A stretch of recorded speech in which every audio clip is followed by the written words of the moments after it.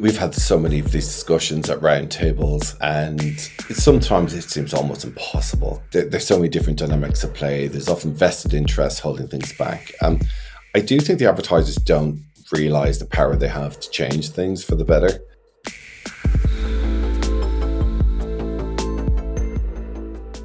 Hello everyone and welcome back to Identity Architects, the InfoSum podcast that spotlights the leaders in the media industry shaping the future of advertising. I'm your host Ben Cicchetti, and this week I had the opportunity to sit down with Vincent Flood, Editor-in-Chief at VideoWeek. Through his publication and events, Vincent has a front row seat to so many interesting and exciting things happening in our industry, so it was great to pick his brains on a bunch of topics. Before we jump into that conversation, this is a reminder to hit that subscribe button so you'll be alerted when new episodes of Identity Architects land. But without any further delay, here's my chat with Vincent. Today, I'm thrilled to be joined on the podcast by Vincent Flood, Editor-in-Chief at VideoWeek. Vincent, welcome to the podcast. Delighted to be here, Ben. Awesome. For anyone who might be unfamiliar, can you just give us a quick introduction to yourself and also to VideoWeek? Okay, yeah, I'll try and work out how to do this in a concise way. So yeah, I'm Vincent Flood. I'm the Editor-in-Chief at VideoWeek. I'm probably more of a managing director these days, but cling to the Editor-in-Chief title by my fingernails. So yeah, VideoWeek's a trade publication covering very much the video and CTV advertising space. I'd say focus mostly on the sort of data technology, the commercial side, and I suppose, yeah, we try and help people connect and work out what to do strategically. I'm a daily reader, and I just think it's a great publication. And obviously, you're an incredible observer and analyst of our industry. So I'm really excited to dig into your perspective on the current state of the industry. But before we get into that, we'll start the way we always do, which is with a series of quickfire questions designed to get to know you a little bit better. Starting with, what's your earliest memory of advertising? I wish I had some Cannes award-winning ad that, was a really great example of creative impact. But I think it was just one that a company called Zip Firelighters ran in Ireland for, I think they must have run the same ad for about 10 years. So it says, yeah, maybe you should do away with frequency capping and just bully the viewer into buying your product. But yeah, it was a really terrible ad. It would have scales and it would show the Zip Firelighter burning on one side and the competition, I don't think they named the other firelighter, and the Zip one would sort of stay heavier for longer because it just kept burning. So yeah, that was my that was the first one that came to mind from the 80s. I think it was more through constant repetition right through my childhood. Yeah, that makes sense. I mean, so if you take yourself back to that childhood, what did you want to be when you were growing up? I wanted to be a zookeeper for the chimpanzees, and I think it was partly from watching Tarzan on Saturday mornings and just thinking just to be friends with chimpanzees was my main aim in life as a child. I just sort of imagined everyone coming to the zoo and seeing me being, the ultimate chimpanzee friend. I think that was my dream. I love that. That's amazing. So then obviously with that not working out and not becoming a zookeeper, what was your first job in either advertising or marketing? So it was I don't know if you'd call it an ill-fated startup. I had a business doing video production before, and I was sort of building websites. I'm very involved in online video. And a friend of mine sort of said this thing called programmatic is kicking off. So we joined forces with another friend and we created a company called Match Return. And it turned into, we were doing bits of ad ops, running the odd campaign here and there. What happened in the end was, one started a successful business, another got headhunted by somebody else. So I was left and understood, had picked up enough about programmatic and how it all worked and could see that it was very much the future of advertising and decided to launch VideoWeek then. Well, what was then Video Ad News. Amazing. And what do you think it was about this kind of industry that drew you in and what keeps you in it today, I guess? Don't say the alcohol. Don't say the alcohol.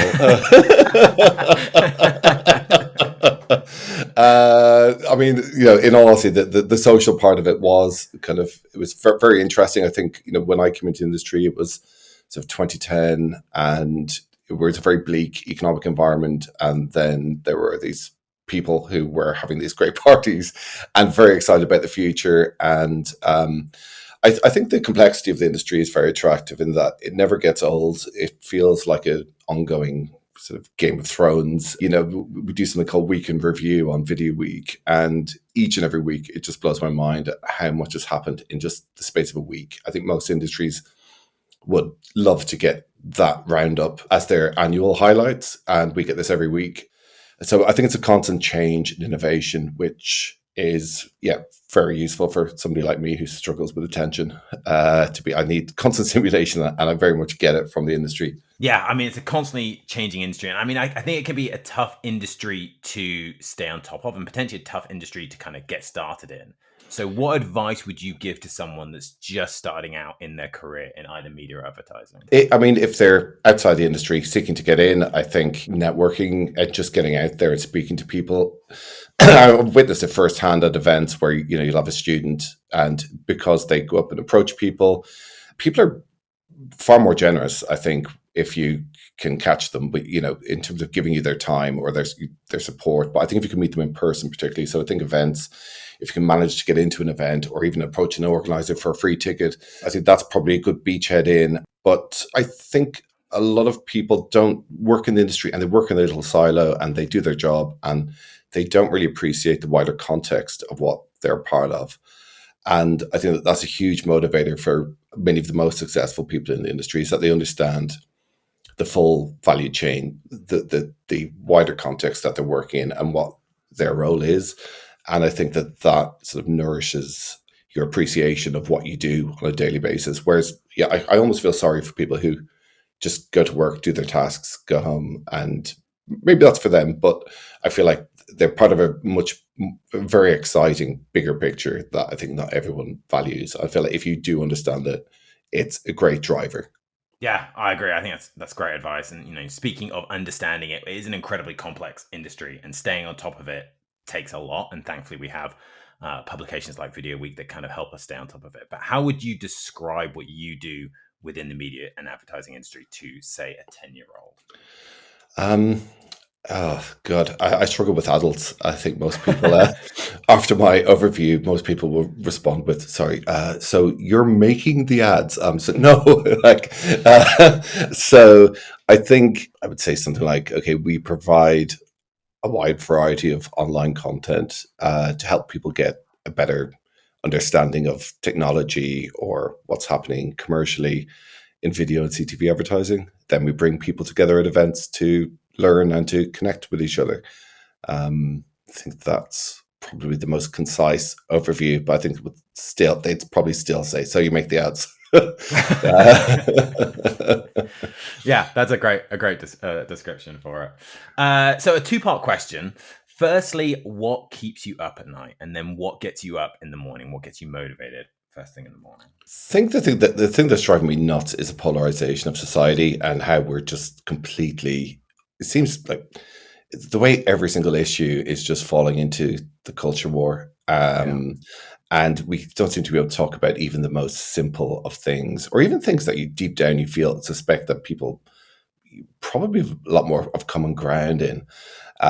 Climate change is a great example where, how has science, become a left-right issue to the point where some people, many people just completely denying it's happening, and similarly, you can get hysterical reactions on the left where, they're sort of suggesting that we shut down society and our economies entirely.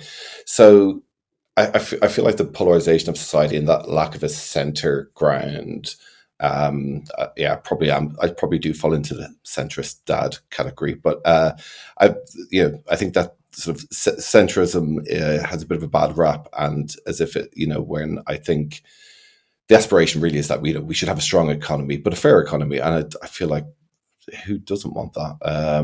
So I sort of feel. Polarization, I find it deeply frustrating, and just because it seems to be distracting us and blowing us off course when there's so much we need to be getting on with. And then in terms of what gets me up in the morning, I get out of bed fairly easily and genuinely love my job. I feel incredibly blessed to be doing what I'm doing. Still very excited by the industry. I do the odd time, usually when I feel a bit jaded by it all, and then it's usually just me feeling tired, and I sort of quickly work out, oh, actually, you just needed a holiday. And so yeah, I just feel very, very blessed to be getting up and doing what I'm doing every day. Love my team, love the industry. I mean, having been doing this for quite a while now as well, when you're meeting up with people, it's really like connecting with friends, and it's a bit like a reunion when you go abroad to an event or anything else like that, and you're catching up with people about their dog or their kids as much as anything else. So that's really lovely. Yeah, I probably throw that back to the young people as well to say, if you do stay in the industry for a long time, you'll be rewarded by that socially, I think. Yeah, I love that. I completely agree. It's often the people that make these things worth it every day. So yeah, that's a great message. The final of our quickfire questions, and a personal favorite of mine, because it always gives me a little bit of a unique insight into the people that I get to meet on this podcast. If there was a song that was a soundtrack to your life, what would it be? Yeah, God, I think the first things coming to mind are like funeral songs where I'd probably be aiming to emotionally manipulate people into crying and hopefully have a few jumping on the coffin. No, but I'd probably, I was a big house and techno fan when I was younger, and there's a song called Crispy Bacon, which is just does a lot with a little, which I feel is something that we do with Video Week. But it's a very there's very little going on in the song, but it's about using the same sound again and repeating it in a very clever way. It's a Laurent Garnier song. You have to listen to the live versions, I think, but it's quite intense, I think, as well. And I think life. That's where I quite like the idea of life feeling fast and stopping to smell the roses and all that. But I like things to feel exciting. That's a great choice. I don't know myself, so I'm going to have to go and listen to it as soon as we finish recording this. And it will, of course, get added. We have a playlist on Spotify that we add all of these song choices to, so it'll get added to that. You'll have to add a live version. Yeah, I'll hunt one down. I'm sure there's one on Spotify for sure. Yeah. So we'll move on to some of the more topic-related questions. And obviously, Video Week is a leading voice in the CTV advertising market. So from your perspective and from your position as editor-in-chief, what trends and developments are you currently seeing in the TV space? Well, there's trends that we're seeing today, which I think we're seeing after a period of extensive fragmentation and new apps being launched, and hundreds of millions, if not billions, being invested in them.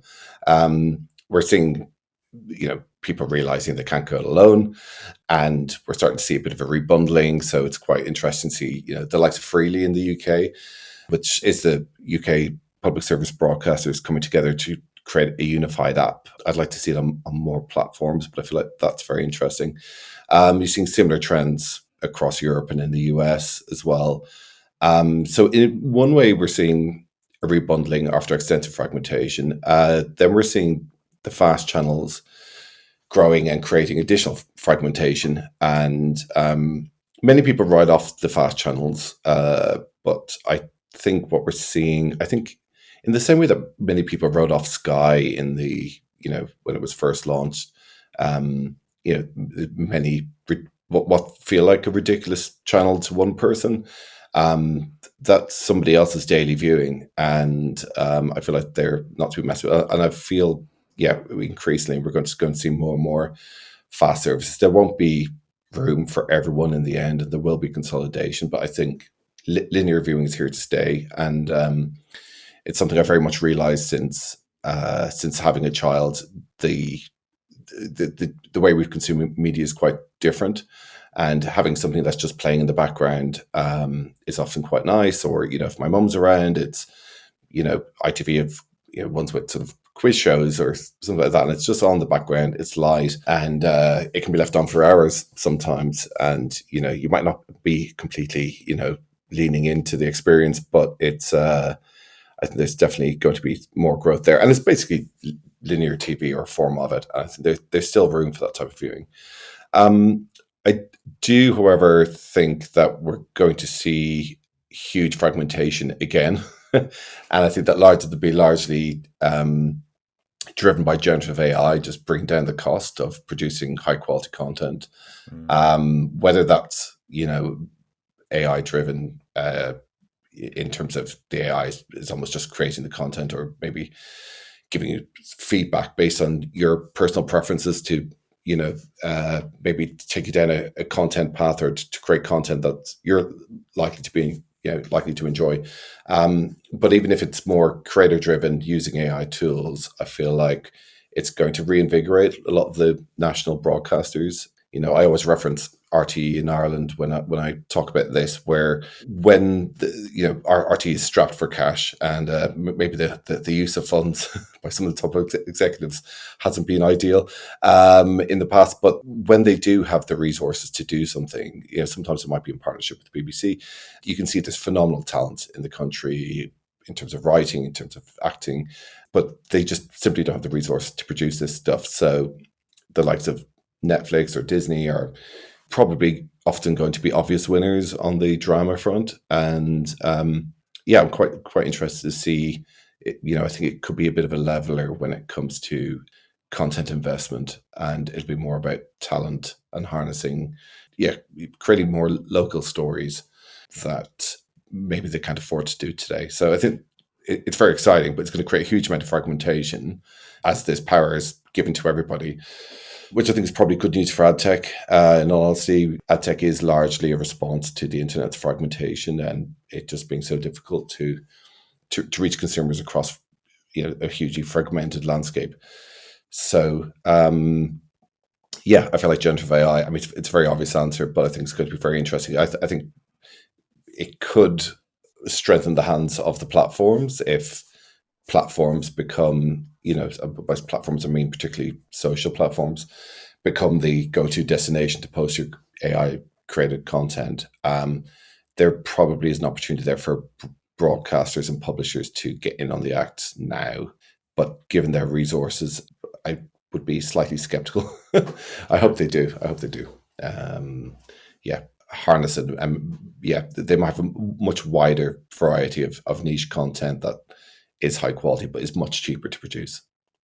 Yeah, that's a super interesting perspective, and that's not a perspective I had looked at from an AI point of view, but it is a super interesting idea of how that could be harnessed in a positive way. Obviously, a lot of the press goes on kind of the negative side of AI and the kind of the negative impact it can have on media companies and media owners. But actually, as you say, there's a massive positive that can come from it, and it's a super exciting and interesting technology that is evolving. And obviously, at VideoWeek, you get to cover and research tons of really exciting and new technologies. Are there any out there particularly that excite you right now, and why? What's happening in shoppable video and shoppable TV is extremely interesting. It's something that's been around for a while, never really worked all that well, mainly because of clunky technology, very little path to purchase. At CTV, we're finally seeing technologies come in. There's lots of companies in this space at the moment. It seems like a lot of people are going after it. And it feels like the technology is finally there where, you can actually buy something. I mean, I think Jennifer Aniston's jumper was often the reference point for this, where, that shows how long people have been talking about it. With all due respect, Jennifer. But we are seeing now where I think, I saw a company, spoke to a company called Edge the other day. I hope they go by the name. Yeah, it's certainly Edge Video or something. Edge, certainly Edge is in there. Mm-hmm. And what they're doing is there is a QR code on the, say, top right of the screen, but as you're watching, it brings in, first of all, there's a gamification element to it. So you will have quizzes that AI is creating about the content, so it's like an extra layer of engagement. And then also they've connected to various different affiliate networks, or I think Amazon as well, and they're basically pulling in the products that you're viewing on screen. It's recognizing what's on screen, giving you the option to buy it or something very like it, and you can simply buy that way. So they've solved a lot of the kind of messy integration issues by through the use of APIs and connecting into other platforms and pulling in the products. Just seeing lots of innovation there in that space. And I feel like this could be the time when it finally happens. I'm curious about the extent to which consumers actually buy in, but it does feel like something that's a lot of people are taking more seriously this time around, and could be a valuable additional revenue stream, particularly for people with large audiences like the broadcasters or platforms. For sure. As you say, the adoption of it will be interesting, how consumers kind of interact with it. I think QR codes are one of the biggest kind of comeback stories of technology, because they were around about a decade ago, but no one really kind of found a good use for them. But now things like shoppable ads and just in general use of it has become incredibly common. And we've seen kind of a real resurgence in the QR code, which I think is a super interesting story as well. Video Week, obviously, as you mentioned, is not only a news outlet, you also host fantastic events throughout the year. And earlier this year, I attended New Video Frontiers, which was an incredible event. And during your opening speech, you talked about the importance of inclusivity at events, and not just from a diversity perspective and who's on stage, but you also talked about how events can be daunting for new people in our industry. And I just thought that was a really fantastic and important message to open the event with. I'd never had someone kind of open an event that way, which I thought was incredible. Why is that so important to you, and what can other event organizers do to make their events more inclusive, both on and off stage? Yeah, I mean that's actually. I mean, I think I've done that since almost our first events. I think it was partly just seeing people traveling from abroad and often being the only person, and I just know that feeling. I mean, Yeah. I'm quite outgoing, and I'm quite relaxed, but I also feel anxiety when I first go into a room, particularly if I don't know anyone, or it's in a foreign market, and I feel like you feel a bit of a fish out of water. It seems like everyone else knows everyone else, and I think it's partly about just having experienced it myself by going off to things on my own, and trying to emphasize that. And people have commented on that before and say that it does set the tone for the day, which is nice. And the offstage thing, it's about people genuinely, a sort of sincere feeling that you want people to have a positive experience and to feel welcome. But by saying those things, I think it does bring out the best in people. We've at our TV Rise event, we have an ethos of being helpful to everyone else in the room, and all boats rising as a result. And at the beginning, I think it's I was thinking, okay, it might just sound good if we have this ethos thing, and maybe it'll encourage people. And the extent to which people actually bought into it and worked with us, and do so every year in terms of being more open, being more helpful, and being a part of a community that extends beyond the event. It's something that if you have a stated culture, or people tend to buy into it, and people want to be nice. People want to be part of in a welcoming environment, and they want to be the welcoming one if you ask them. So I feel like if you sort of state these things, it does reinforce the mindset of people in the room, which is lovely. But on the inclusivity on stage, I'd say 90% of my work on any agenda for an event goes into trying to make it as inclusive as possible. And even then, people would look at agendas and think, "No, we didn't. No, you don't." It's really hard, and in an industry that isn't diverse, and or sometimes it isn't diverse. It's like just because that person's in that role, I wouldn't assume that they're necessarily comfortable with getting on stage. So you can have invited people, but they don't necessarily want to do it. They aren't necessarily available. So it's incredibly difficult. I feel like sometimes it gets put on event organizer, and you will see cases where there's been you can tell that there's been minimal effort on the event organizer's part. To be honest, I probably wouldn't have said that even 6 months ago.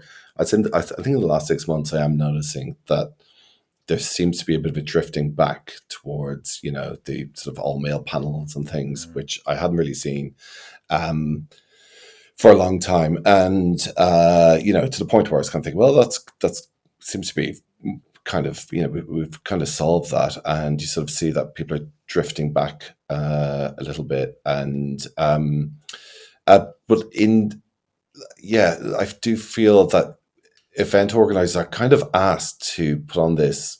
I know this. You have this diverse lineup of speakers, and then everyone goes, "Oh, great! Look at our industry." Aren't we diverse? And we're not.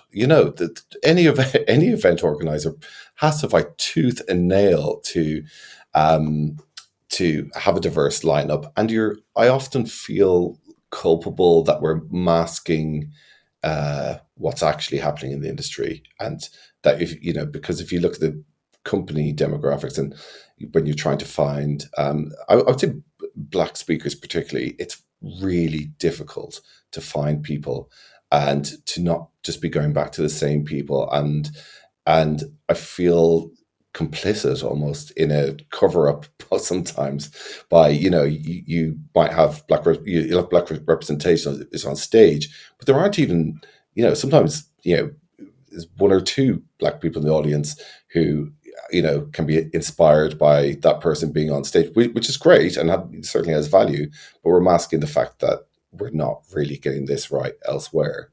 But it is something I feel very strongly about. I understand the value of people seeing somebody like themselves on stage. I think I've experienced myself as an Irish person just growing up in 1980s Ireland, which was a very bleak place with 20% unemployment, the troubles and people blowing each other up over sectarian issues up the road, and just feeling like you're in a bit of a mess of a country. And then it was a lot of the time the cultural people that you saw doing things, U2 becoming, what was then the biggest band in the world. Ireland has, a sort of brief period in sort of late 80s, early 90s, where we were punching far above our weight in the football. And even things like the Eurovision and winning Eurovision and those things, it was coming of authors like Roddy Doyle. I think he won the Booker Prize. They made some movies off the back of his books as well, and there was just a sense of momentum. I think that a confidence of, we can do this. You look, there's other people doing it. We can do this too. And I think that at events is why representation is so important, and that I don't think people really understand that if you are seeing a monoculture of people, who aren't like you or aren't your gender or race or whatever, it can feel very exclusionary. And I think that it's something that, I think a lot of, white people haven't necessarily experienced to that degree as well. I feel like it's not something that, I think, I've often have the experience of being, the only white guy in an Indian room. My partner's from an Indian family, and it's funny how you kind of get a sense of, oh, like I do feel noticeable here, and and often it's an absolutely fine way of lovely relationship with all my partner's family. But it can, you kind of, I think there's a lot of people, that's their day at work every day, going in feeling like the different one. And I feel like the more that we can make people feel comfortable, that not only are they included, that they can reach the top and they can be the person on stage. I can remember my own sister who works in the industry, and when she was quite young, just, we weren't talking about representation or anything like that. She just came out with it when she said, oh, myself and my colleagues were all saying we could be like her one day, on that stage. And there was a really strong, I can't remember who it was, but there's a really strong female speaker on the panel, and they were all quite inspired by her and the way she approached the panel. So it has a huge impact, and it's an impact I take really, really seriously. And I know that, you can, I don't think people, sometimes when they're creating these plans, I don't think they realize the full impact of these. So, it's something I'm very proud of in terms of what we do. But equally, I don't feel we're in any way perfect. And what we need to do is get to a point where we just simply select the people, the best possible panel, the people doing the most interesting stuff, and to not have to. It should just organically end up being an inclusive event. We're not there yet. In fact, I would say it feels like we're quite far away from it. It's getting better Yeah. every year. I think it does get a little bit better every year. Yeah, I agree. And I think, as you say, it is incredibly important. It can feel also that we are taking some step backs at times, but it is incredibly important. Obviously, I think about it a lot from an LGBTQ plus perspective. And that kind of idea of you can't be what you can't see is really important to me, and making sure that people see visible LGBTQ plus, but obviously diversity across the board at these sorts of events. It is incredibly important. I think Video Week do a fantastic job. But to your point, it's also about the people that attend that event, right? And it's about us as leaders within our businesses thinking about how can we ensure we are giving everyone in our company the opportunity to attend those events, so they can see people like themselves on stage. Because, as you say, if it's a largely non-diverse audience, that's as big an issue as having a non-diverse panel. So I think it's incredibly important. So I'm super pleased to hear what Video Week is doing for that. Switching gears a little bit, we talked about AI a little bit already, and obviously publishers and yourself as a publisher face challenges and opportunities as our industry is evolving. In AI as a trend, what kind of impact do you think AI is already having on publishers, and what impact do you think it will have in the future?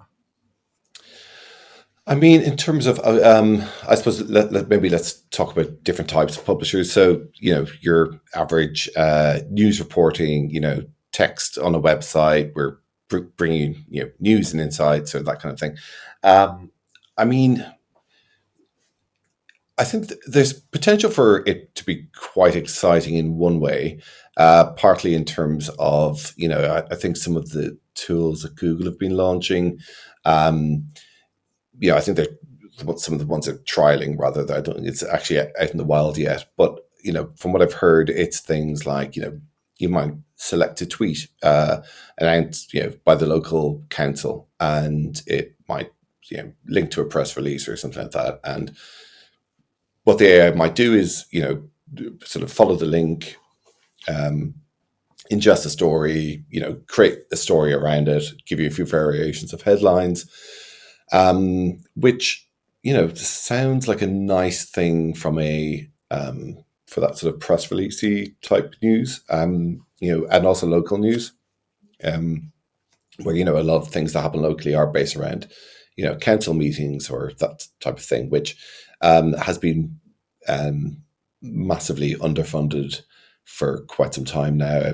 Local publishers have been struggling a little bit, and I feel like if they can do more with less, that can only really be a positive thing. The flip side is, I don't know. I don't know about how much value there is in just regurgitating press releases. And I say that as, there's companies, I see it in the B2B space where there are companies who will literally just, they'll push out every single press release and everything that comes to mind every day. And I never hear them mentioned. I never see that content really shared in my sort of social feeds. I don't really hear people talking about those publications.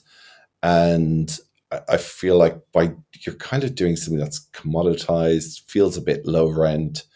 And so I can see a massive proliferation of, low rent content that is questionable value and is probably elsewhere as well. So there's an element of commodification there. Um, so in a weird way, the more human created content that, has spoken to a few different sources, the journalists actually put a bit of thought into, dug up something that's fresh and different. I feel like that's probably going to have more value in that world, and that'll be the type of thing that other people can't necessarily do in quite the same way. Part of me thinks there might be, more, unique journalism that's more human driven. I mean, when you're seeing the latest versions of what AI is capable of, you kind of think, well, how long is it before an AI can't, go and schedule some calls and take some views, run an interview in a way that feels quite natural to the person being interviewed. Maybe that'll happen, but it's yeah, I think we're probably not fully there. You'd still want some human oversight, or you could very quickly have your AI system going off, annoying a lot of different people or companies with ridiculous questions or anything else. So I don't think I'd be hugely appreciative of an AI getting in touch with me for an article. I think I'd probably feel sort of slightly belittled by the experience.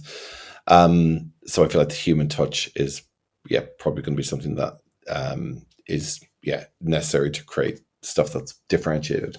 In the video side, I think generative AI is going to be huge. I mean, as I sort of mentioned earlier, in terms of enabling people to create, better content, more content, it's also going to enable an awful lot of rubbish that and disinformation, of course. That's probably a whole other podcast. But like I said, I'm quite excited by what it's going to enable people to do, particularly in terms of it being a leveler with the companies with huge resources who've been able to outspend everyone else, and often with high quality, but well produced, but actually not so great content. And I could see a day where producing a movie, if you've got synthetic actors or synthetic voices, it might become something a little bit closer to writing a novel, where maybe even a one or two man band, or woman band for that matter, can be creating great content in their bedroom, and be able to produce a movie with an incredible orchestral score and everything else. So again, like I say, I could just see massive fragmentation, massive disruption, and it's hard to know who is safe in that world. And do the AI tools become aligned with platforms? So if you want to use, tool X, maybe you have to publish on platform Y. I feel like that if that is used as a differentiator in that way, it could just see everything being controlled by the large tech platforms. So kind of feeling it a little bit optimistic. I was having this conversation with somebody from the BBC in Cannes last year, and they said that with any large technological change, there's always a premium enterprise version of the thing that they can access that not everyone else can. So you've HD cameras, but it's not like BBC wildlife. Documentaries are looking over their shoulder as somebody's out there with their iPhone or anything else. The flip side is you could say that you don't necessarily need best in class. You just need lots and lots of content, which seems to be serving the large social platforms quite well. So I'd say lots of fear, uncertainty, and doubt around around the future of AI, but lots of opportunity too, I think, if people get it right. Yeah, I agree. And I think it's interesting, and there's huge opportunity. And I've heard it described as, obviously, AI is right now, AI is the worst it will ever be, meaning it's only going to get better. It's only going to get more and more powerful. So it'll be interesting, not only as people think of new ways to use it, but as it itself improves. It'll be a super interesting space for all of us. And you touched on a couple of things earlier that I'm super curious to dig into. One is around newsrooms and the decline we're potentially seeing there, but then also around social platforms that today offer more opportunities for consumers to stay current on the news cycle.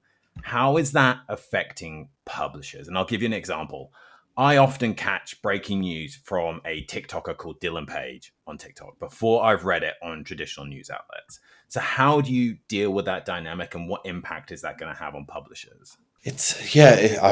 I think if I had the exact answer to that question, I would be keeping it to myself and building a product in the background. But yeah, it's a weird one. I mean, publishers drive me crazy in some respects, and I am one myself. So I have huge empathy for them, and probably often rooting for I'm rooting for publishers who create quality stuff or quality content. I'm not rooting for the publisher who's just gaming programmatic and has created a slideshow or a ridiculous non-news story, and it's all designed to keep you sort of on the page, scanning past ads. And I feel like that type of publishers, they're yeah they're probably don't have a huge amount of time left, I think. So, I mean, just to start with my view on the press, I mean, I don't have a very, completely utopian view on the press. Definitely lots of problems with these organizations commercially, culturally, technologically.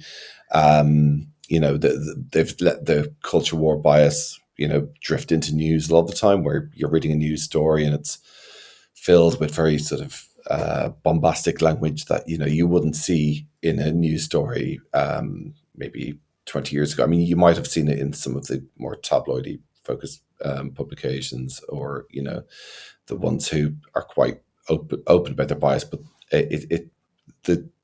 seeing opinion drift into news is something that has really concerned me. That said, I don't think there isn't a democracy that functions without a free press. And even though you have a free press and technically you're allowed to report on things, you in that society, I feel like what a journalist does in going out and sourcing a story, and news organizations are so cash-strapped now that investigative journalism almost doesn't exist. And you've companies like BuzzFeed News who kind of went all in on doing big investigative pieces. I really think they shouldn't have called it BuzzFeed News, because I think you just associate it with BuzzFeed and listicles. But just they were unable to make it work in spite of doing incredibly valuable deep dive pieces. So the economics of that investigative journalism are the key thing we need to work out. And it's a very common narrative you hear it so often said in the podcast world of, oh, well, we're the new media now. And it's half the time it's like, a handful of people in a room just talking about stuff and talking about opinions and pretending it would be competing with one form of news, the opinion section, which is usually the smaller section of a news site. But the idea that people just discussing points and not doing any research most of the time, not digging into what's actually happening, not doing any research, not doing any fact checking. The idea that competes with proper news gathering it's ridiculous. The same thing with TikTokers or whatever else. Maybe there's the odd one who actually does stuff, but most of what you see, it's very much I'm taking quoting something I've read elsewhere. So the funding of that source information is absolutely mission critical. I don't really see how publishers can get back there. I mean, the social platforms and Google have grown to such a point where it's very hard for any publisher. We're seeing publishers trying to have a face off and trying to say, give us a bit of money in exchange for our content. But with limited success, and they're at the point where the platforms can say, okay, we'll turn you off, and all of a sudden you're pushed out of these platforms have basically become the public commons, and yeah, there's not a huge, so when somebody pushes you off, you don't really, it's very hard to find your audience elsewhere for your audience to find you. And so there's massive consequences. So I feel like the answer probably lies in some form of regulation that works, and that there's maybe a recognition that other platforms are making money by off the back of the content that these companies produce. How much they're owed is, I mean, I think that's a conversation for the two sets of lawyers to work out. But I feel like that there probably should, there does need to be a greater recognition on the side of big tech that their relationship with the rest of the internet is a symbiotic one, and it's not all about them or their platform. And if it is all about them or their platform, all the more need for us to, you know, regulate that in such a way that everyone's treated fairly, and that you know, you know, yeah. And I say that, when I say everyone should be treated fairly, I mean both sides, not for it to just be one sided one way or the other. But I think the way things are stand, there is an element of uh, it's a little bit parasitic in that, you can, when you, when you reach a certain level of scale where somebody has no choice other than to go on your platform to publish something, and if you're getting no compensation or no taste of what's happening, that feels like maybe there's too much control there. Yeah, that makes sense. And I think it touches on something that comes up a lot on this podcast, which is this idea of collective responsibility. And that's ranging from topics around data privacy, the ethical use of data, or more recently around the kind of transparency due to the rise of MFAs. And that's been kind of in the news cycle a lot over the last few months. I think we all, whether it's publishers, agencies, brands, or tech providers, have a responsibility to move the industry forward. And that's where this idea of collective responsibility comes from. But what challenges do you think we still need to overcome to get to that point? Yeah, we've had so many of these discussions at roundtables, and sometimes it seems almost impossible to, you know, there's so many different dynamics at play. There's often vested interests holding things back. I do think the advertisers don't realize the power they have to change things for the better. And I say that there are some brilliant advertiser initiatives, Global Alliance for Responsible Media, Conscious Advertising Network, which is broader and not just advertisers, but definitely people who are trying to change the industry for the better. But yeah, I feel like advertisers, I kind of groan a little bit when these reports come out. They kind of say, we're tired of agency arbitrage, or we're tired of programmatic will rip us off no more. And a huge amount of the problems lie at them. I feel like they're the upper part of the stream, and their money trickles down through everyone else. So I feel like they've got a huge amount of power that they can be using, and many are using. I'm sure that there are lots of brands who are doing the right things and going about things rightly. But I feel like if, firstly, the agency relationship with the advertiser needs to be fixed. I feel like there's been a bit of an erosion over the years where the clients have been calling in agencies, often multiple agencies, for a pitch. The agencies slave away on these pitches. I mean, it's properly like night and day work, for the pitch, and then they put their best work forward, and then they find themselves being haggled on price alone. And I'm sure there probably is some considerations of strategy or creativity, but I've heard that it's so often dictated by price. So that provides a huge number of incentives for agencies. Okay, we need to make up money. So how do we do that?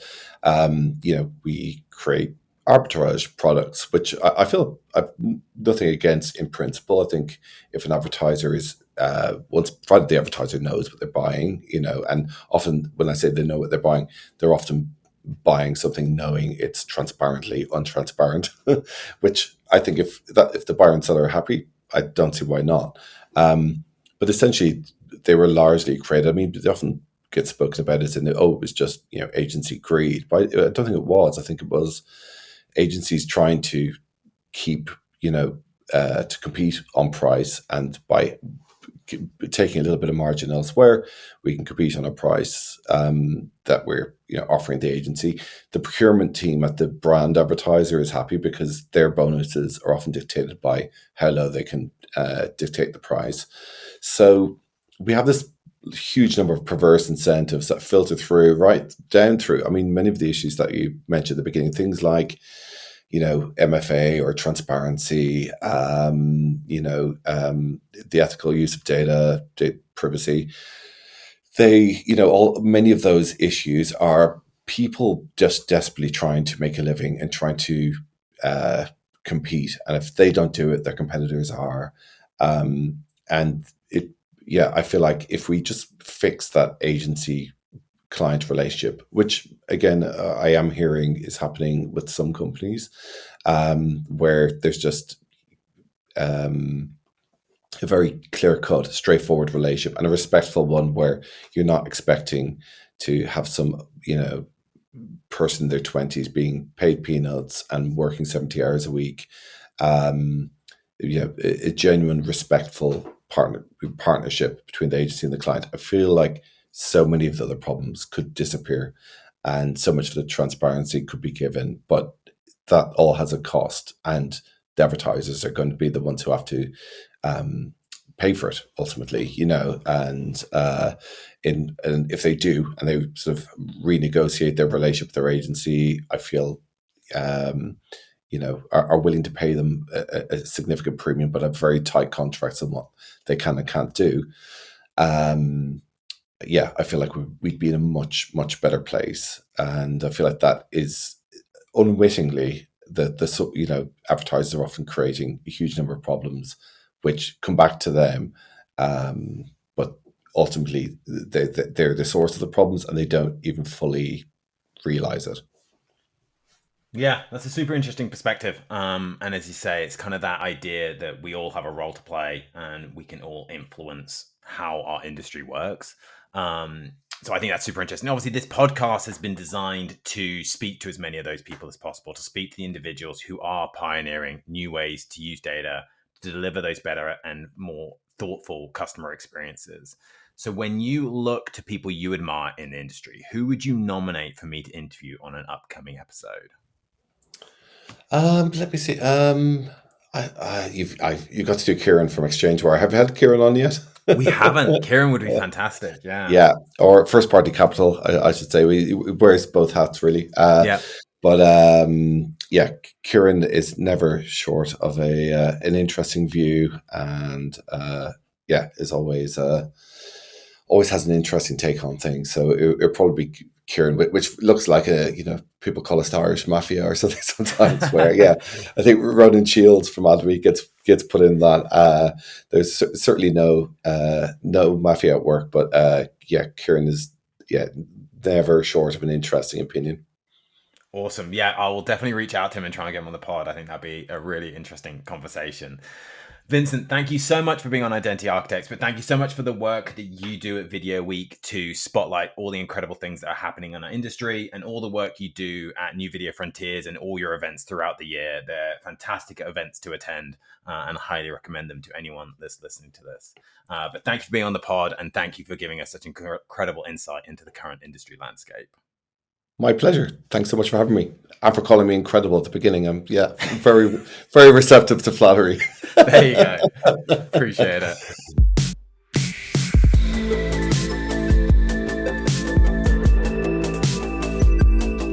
Thanks again to Vincent for joining me on the podcast. I found it fascinating to get his perspective on the industry landscape as it exists today and the many exciting things on the horizon.